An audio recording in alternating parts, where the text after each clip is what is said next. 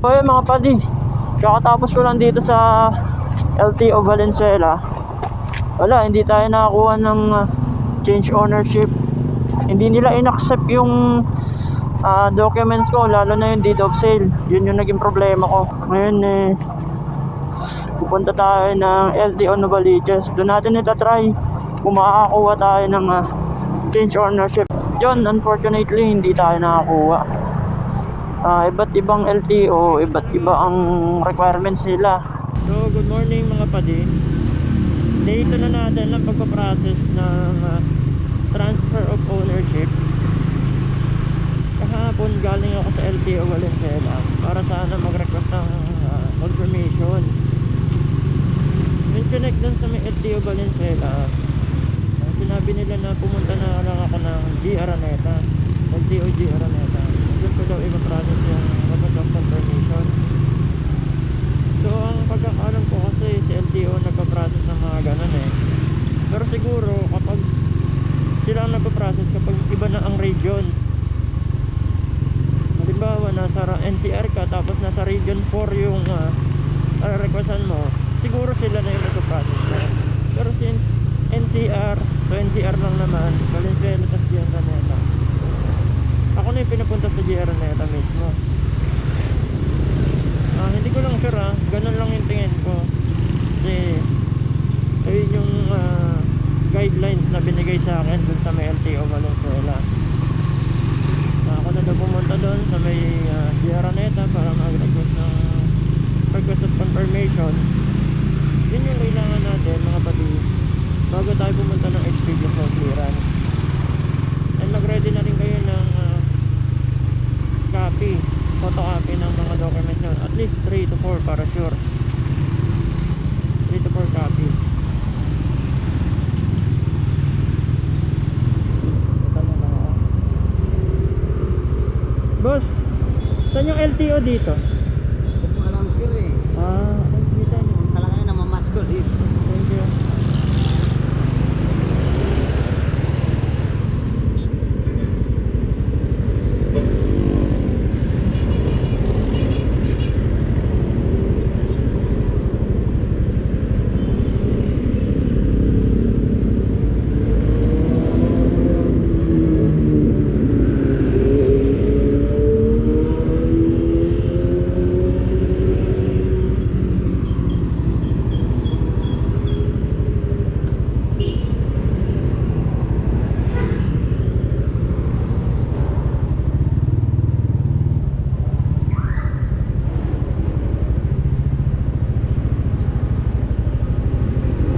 A few inches later.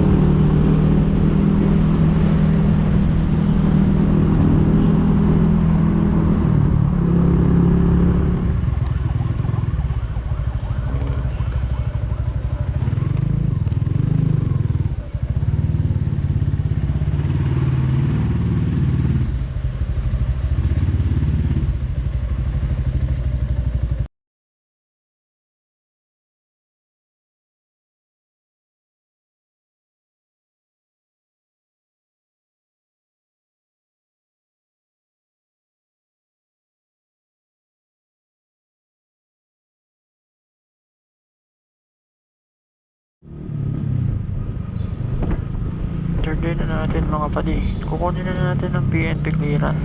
Pagtapos diretso na tayo sa LTO para magpa-transfer ng ownership.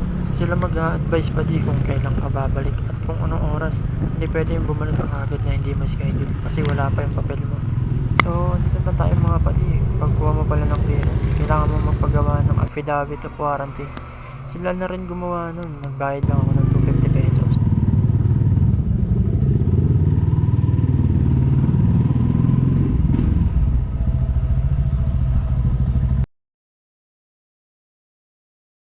So yun mga padi, kakatapos ko lang dito sa LTO Valenzuela. Wala, hindi tayo nakakuha ng change ownership. Hindi nila inaccept yung documents ko, lalo na yung deed of sale. Yun yung naging problema ko. Ang sabi nung chief, dapat kasi dumaan muna sa kanya yung papel. Dapat na-check daw muna niya bago ako nag-proceed. Eh sabi nung staff nyo sa harapan ng window, proceed na ako sa next step, which is yun nga, yung pumunta ako ng G. Araneta. Sabi daw niya, hindi daw ganun dapat. Eh sabi ko, mali ng staff nyo. Hindi ko na mali yun, kasi pinaproceed niya ako na kumuha na ng requirements na iba eh. Tapos pagdating sa inyo, i-reject nyo. Ayun, medyo nagkapalitan kami ng salita. Hindi naman mga masasama, sakto lang. Kaya yun, wala tayo na pala.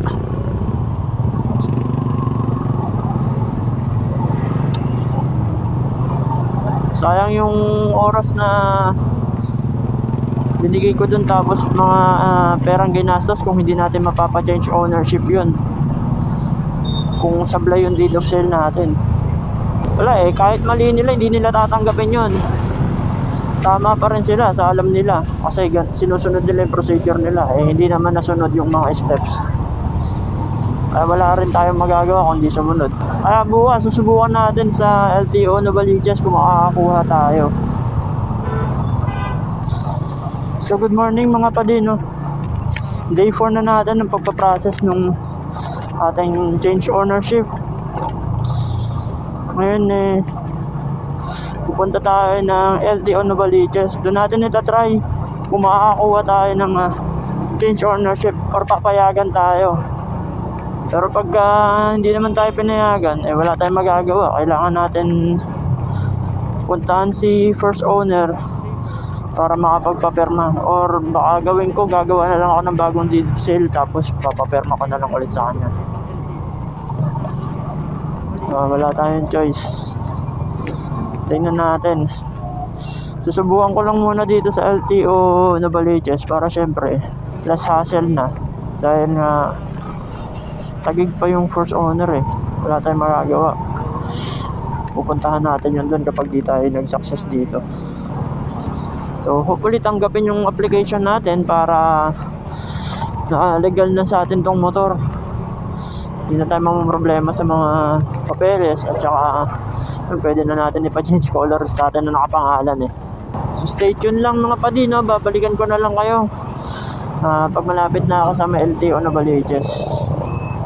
For sure di na naman ako makakapag-video dun kasi bawal niya. So ayun no mga padi, update ko lang kayo sa nangyari kanina. Hindi na ako nakapag-video eh. Yun, unfortunately hindi tayo nakakuha. Iba't ibang LTO, iba't iba ang requirements nila.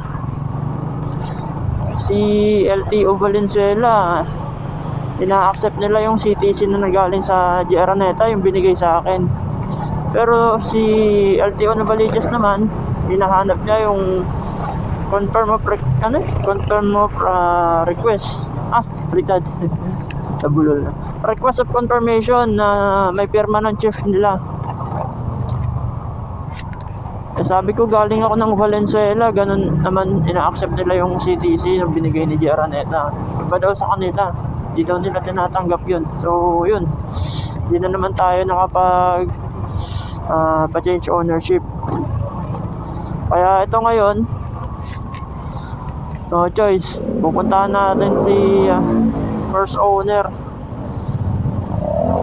Kailangan natin siyang mapapirma dito sa mga documents natin.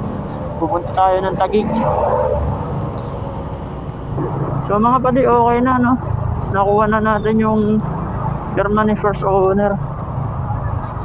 Ngayon didiretso na tayo sa may LTO Valenzuela.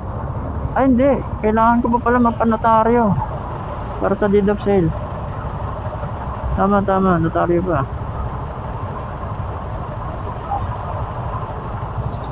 Wala na itong kainan.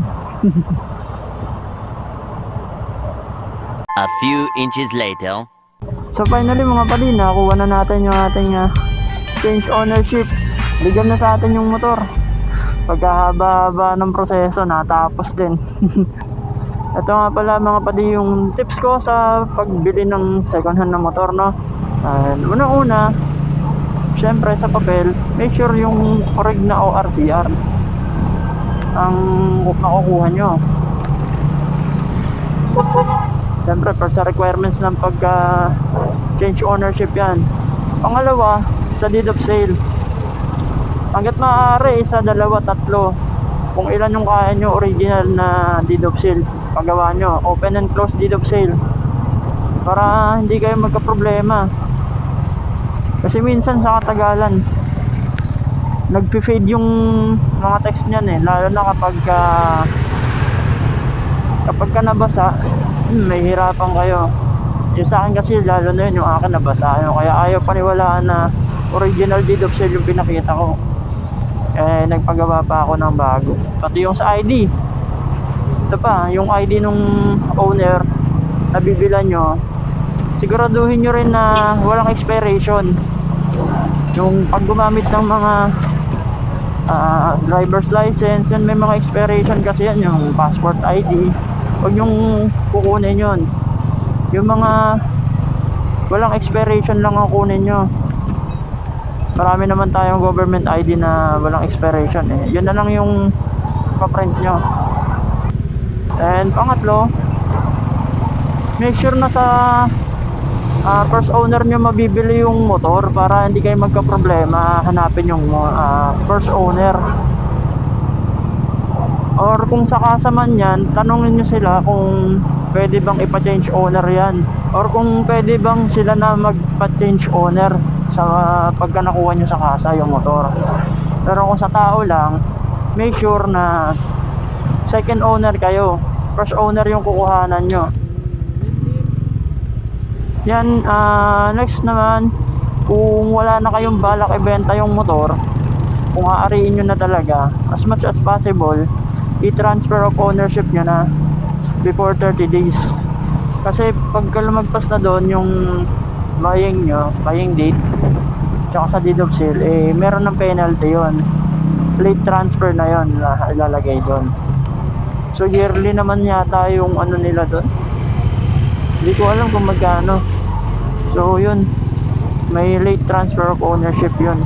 Kaya kung pagkuha nyo ng motor, kung wala na kayong balak ibenta, o kahit man meron, kung taon nyo ba naman gagamitin bago ibenta okay lang yun, i-transfer of ownership nyo na agad. And lastly, confirm nyo sa LTO pagka-transferan nyo kung ano talaga yung mga requirements na kailangan nila. Kagaya nung nangyari sa akin magkaibang LTO pinuntahan ko, yung isang documents doon hindi na daw nila tinatanggap. So diba, expected natin sa lahat ng LTO ganun.